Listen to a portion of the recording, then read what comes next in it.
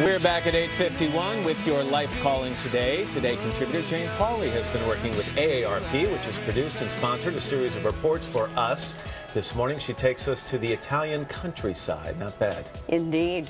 Ever go on vacation to a beautiful place and dream about not going home? Bill and Patty Sutherland are living the dream. Here's their Life Calling.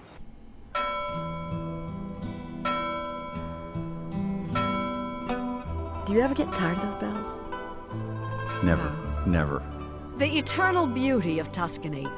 Vineyards, olive groves, the undulating hills had called repeatedly to Bill and Patty Sutherland. We had traveled here to this area for many years, and we had fallen in love with it. I love food. I wanted to be able to make my own olive oil and have a garden. We thought this is a window of opportunity we want to take. We wanted to get out of our comfort zone. We had too much wine one day at lunch around the corner from here, and the rest is history. She was 53, he was 54. They sold their house and Bill's real estate business in Dallas. Was it a retirement idea? No. And we made the decision that we wanted to live here permanently, and in order to do that, we would have to downsize and have to come up with a concept for a business. We sold 90% of what we had. And traded it all for a life in a Tuscan village. The question that came to both of us is, what are you running away from? I always said, we're not running away from anything. We're running towards something. Next step, how to earn a living. We had been invited to enough homes, and the best food that we always had were the local women who were just making dinner for us. And so Bill had the idea of Tuscan Women Cook. They started a cooking school. This is all from the garden. We're going to go out in the garden in a few minutes. 5 months a year, a dozen students a week come to Tuscan Women Cook to learn traditional cooking from local cooks. Some yes, some no. No, veramente facile, easy, easy. There's no celebrity chef involved. We don't do that. We use the locals. The real Tuscan women. The real stuff. Who can cook. They can cook, trust me.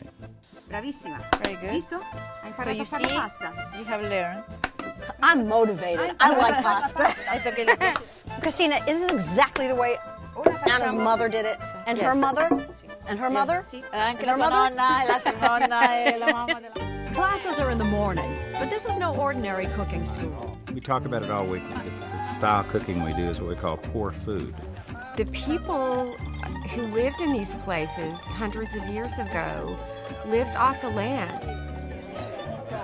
For lunch, This is the tea you made. they enjoy the fruits of their labor. Be sure to pick out the pieces you actually did yourself. Then in the afternoon, it's off to experience local history and art with Patty. The most important thing I can tell you about Pienza is that Pope Pius II from the 1400s was actually from Pienza.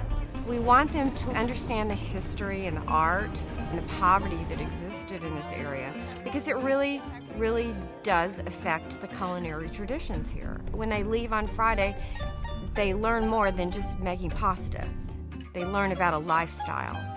You lifted up the economy. We realized that through the cooking school, we really were affecting the economy of the village. Their grandchildren could get that new computer this year because maybe Grandma made a little extra money. But starting a business in another country is never easy. They're coming in by rental car. Some of these others have drivers. We need to send the I drivers see. to go pick them up. Paying taxes and regulations in different cultures. It was just something that we would have to figure out as we went along. Bill is the romantic, and I'm the realist. But he's also a businessman, and the business had to turn a profit. We fulfill people's dreams, and that's what our job's all about. The guests, they come from all over the world, and we just have so much fun with them because this is their Tuscan dream. Were you ever tempted to pack it in? Yeah, that happens to a lot of expats after about 2 years. The honeymoon is over. There was no balance in our lives. We're very isolated in the winter up here on this hill. We had 6 grandchildren who were growing up.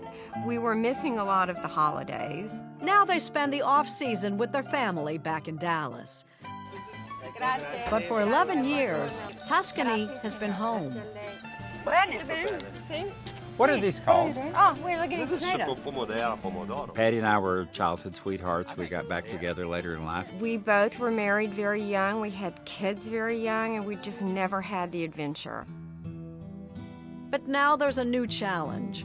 At 65, Bill has a serious heart problem. It's not certain they'll be back next spring. But you know, you make the best of it. Every day I wake up, the sun comes up, I'm just as happy as I can be. Because you had your adventure. You didn't postpone it. But stay or go, Bill and Patty Sutherland will always have Tuscany. We won't be able to say, gosh, we wish we'd done that. I want my grandchildren and my great-grandchildren to look at the photo albums and say, that was my crazy grandmother who really had an adventure. There is at least one woman in Tuscany who does not cook. Patty. She loves history and culture. Food and wine is Bill's passion. Patty was an art teacher. He was a businessman. Bill's the romantic. She's the realist. And that's the reality check. Their different temperaments and skill sets made the adventure possible and the business a success. Hope you'll join me at noon Eastern on my internet radio call-in show at aarp.org/Jane.